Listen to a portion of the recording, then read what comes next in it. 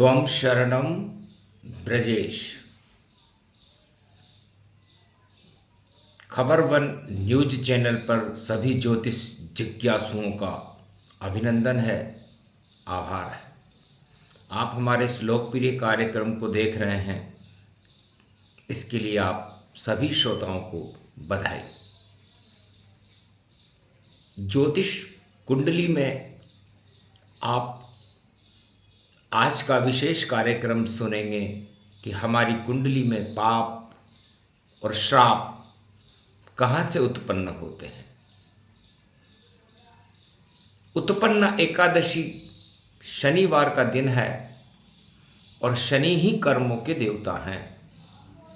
शनि भगवान ही शिव हैं, शनि ही तीसरे नेत्र हैं और हमारे कई जन्मों के पाप और पुण्य और उनका फल हमें शनि भगवान के कुंडली में जिस स्थान पर बैठते हैं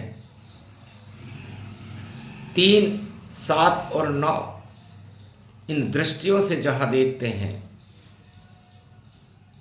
शनि की महादशा और शनि की 7.5 आपको सोने की तरह तपा देती है। आइए हम इस कुंडली में अपने पाप और श्राप का विवेचन करें। पाप राहु हमसे करवाते हैं और श्राप हमें केतु देवता देते हैं। अब आपकी जन्म कुंडली में ग्रहों के विवेचनों को देखिए कि राहु किस ग्रह के साथ बैठा है, वह उसी ग्रह के द्वारा किया गया पाप है जिसे आपको इस जन्म में भोगना है। मान लीजिए आपका राहु सूर्य देवता के साथ कुंडली के किसी भी भाव में बैठा हुआ है, तो आपके पिता के द्वारा किया गया ये पाप आपको इस जन्म में इस कुंडली में भोगना पड़ेगा। सूर्य सरकार को भी कहते हैं और सूर्य पुत्र को भी कहते हैं। इसलिए आपके पूर्व जन्म के पुत्रों ने, पूर्व जन्म में आपने सरकार में और पूर्व जन्म के आपके पिता ने जो भी अशुभ कर्म किए हैं, उनका फल आपको इस सूर्य और राहु ग्रहण के पाप के कारण भोगना पड़ेगा। यदि चंद्रमा के ऊपर राहु किसी भी भाव में बैठा हुआ हो, तो ये पाप आपकी माता द्वारा किया गया है। आपने अपनी माता जिस राष्ट्र में आपका जन्म है उसके लिए किया है। आपके मन के द्वारा पाप किए गए हैं और आपकी बड़ी बहन के द्वारा ये पाप किए गए हैं, जिन्हें आपको इस जन्म में भोगना पड़ेगा। यदि चंद्र और राहु की युति आपकी कुंडली के किसी भी भाव में हो, ये ग्रहण दोष है। मंगल और राहु की यदि युति है तो ये अंगारक योग बनता है। मंगल जमीन को कहते हैं, मंगल भाई को कहते हैं और मंगल आपकी इस देह को भी कहते हैं। आपके भाई ने जमीन के लिए आपने या अपनी शरीर से आपने जब कोई पाप किया होता है, तब ये योग कुंडली में बनकर के आता है और आपको इस जन्म में उन पापों का फल भोगना पड़ता। यदि राहु बुध के साथ कुंडली में कहीं भी विराजमान है, तो बुध आपकी स्वयं की शिक्षा है, बुध आपकी बेटी है, बुध आपका व्यापार है, बुध आपके दोस्त हैं और बुध भगवान विष्णु भी हैं। आपकी जन्म कुंडली में ये पाप, जब आपने भगवान विष्णु के लिए उनकी पूजा में कोई पाप किया हो, अपने व्यापार में, अपनी व्यापार के संगठन में कोई पाप किया हो, आपने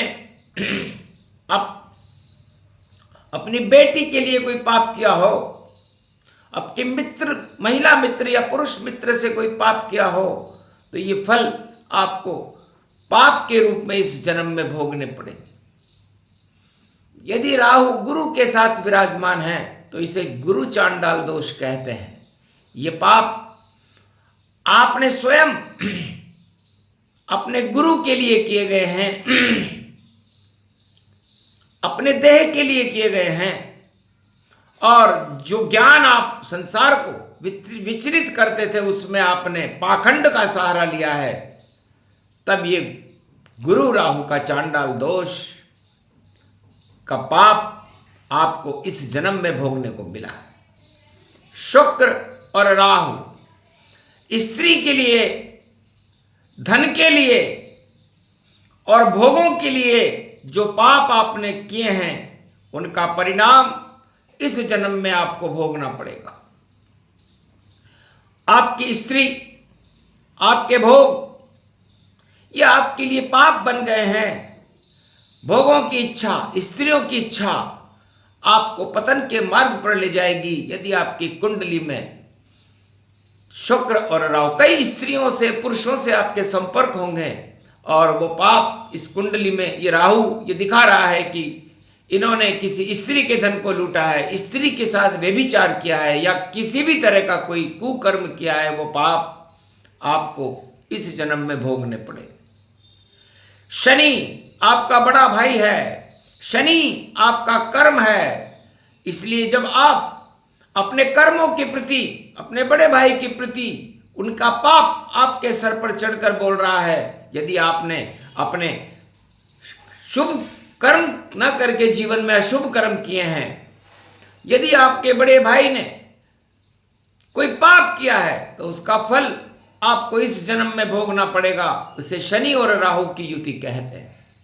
इस तरह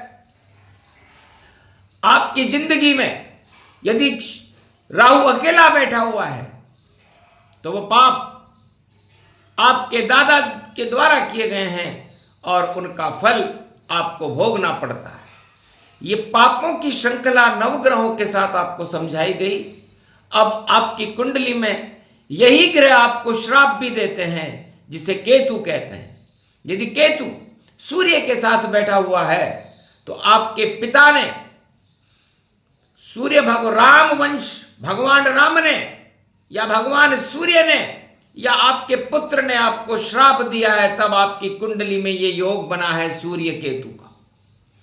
यदि आपकी कुंडली में चंद्रमा और केतु एक साथ है तो आपकी माता ने, आपकी बड़ी बहन ने आपको, आपकी मातृभूमि ने आपको श्राप दिया है कि तुम जिस देश में पैदा हुए उस देश के साथ आपने गद्दारी की, तब जाकर के ये योग आपकी कुंडली में श्राप बन करके आया।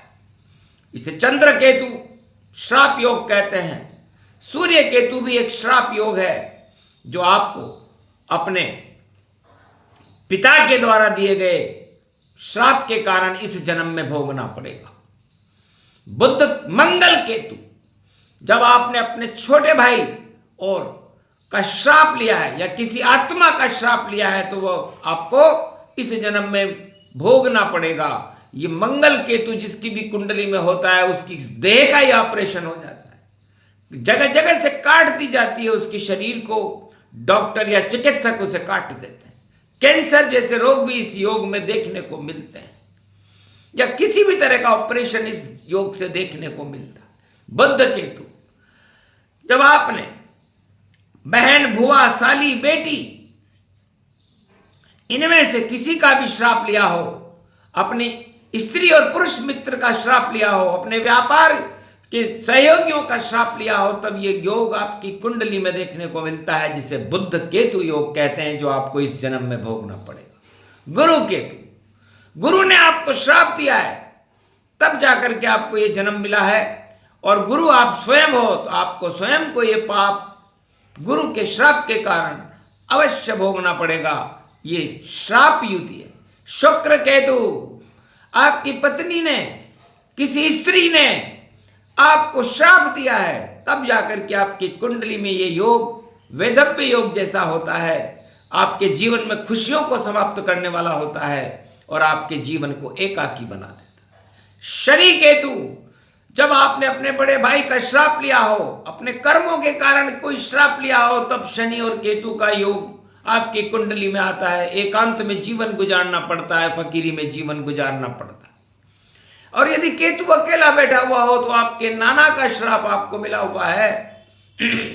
इस तरह आप अपनी कुंडली में पाप और श्राप की युतियों को अपनी कुंडली में देख करके स्वयं जानिए कि आपकी कौन से पाप हैं और कौन से श्राप हैं। जय श्री कृष्ण।